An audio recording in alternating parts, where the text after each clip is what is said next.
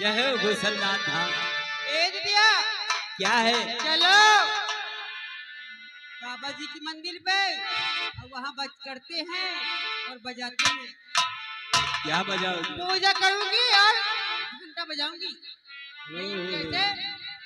अरे भोले बाबा तुमको आना होगा, डबी डबी डमरू बजाना होगा। ये भोले बाबा तुमको आना होगा, डबी डबी डमरू बजाना होगा।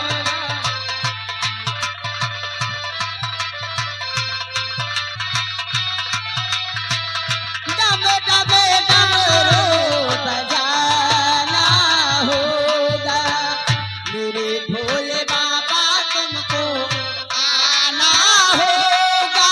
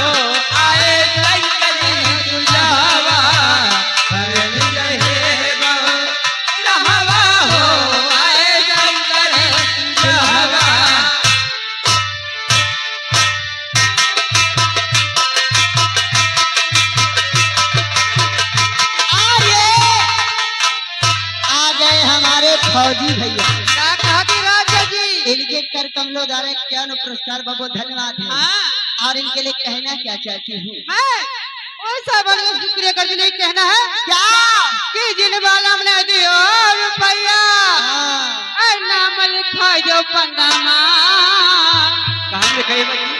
पन्नामा कि जिन वाला ने दियो रुपया पन्ना। नाम लिखा जो पन्नामा अरे आज न मिल गए कल न मिल गए परसों न मिल गए हेलो हेलो भाई साहब ये आगे मान्य श्रीमान हमारे ब्रह्मदेव भाई साहब जो कि परैया के निवासी है। लगा 100 की नोट से 20 रुपए का इनाम, लेकिन गाने की फरमाइश से मुंह से चढ़ा न जाए। शुक्रिया है और मुझसे चलो ना जाए और मुझसे चलो ना जाए ओ मैया तोरी ऊंची पहाड़िया मुझसे चलो ना जाए ओ मैया तोरी ऊंची पहाड़िया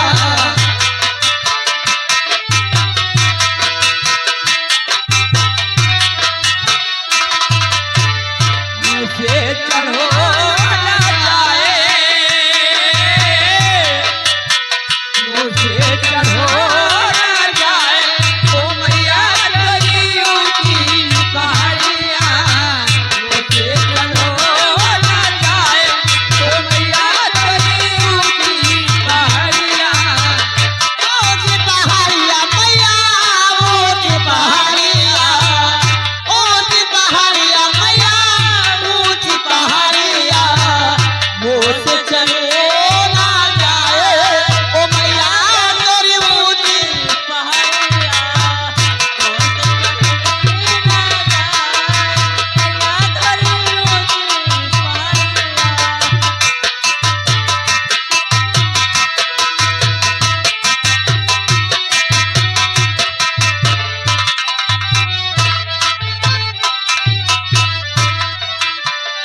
अटल सिंहासन मैया आप विराजो, अटल विराजो मैया आप विराजो अटल सिंहासन आप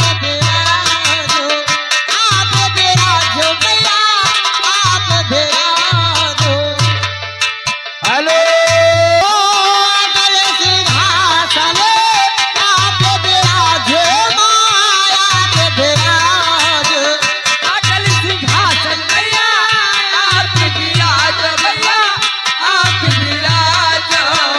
अटल सिंहासन मैया आप विराजो, मैया आप विराजो।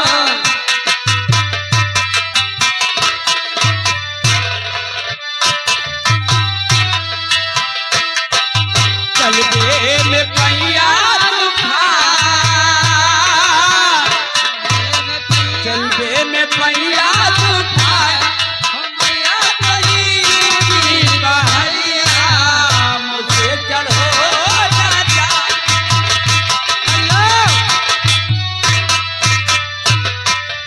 हेलो ये आगे भैया कौन नन्हे सिंह भाई साहब हाँ नन्हे सिंह भाई साहब पूरे ननान निवासी हमारे नन्हे सिंह भाई साहब की तरफ से हाँ लगा 21 रुपए का इनाम आ रहा, लेकिन ये गाना पूरा होना चाहिए। शुक्रिया है ए दीदी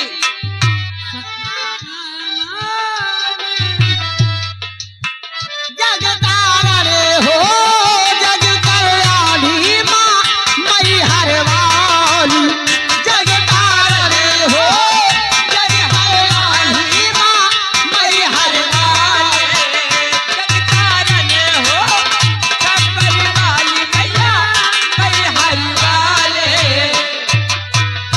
हेलो तारणी हो जगतारानी माँ मई हर वाली राज तुम्हारो यशदार राज तुम्हारो यशदार ओ मैया तेरी ऊंची पहाड़िया हेलो हेलो ये आगे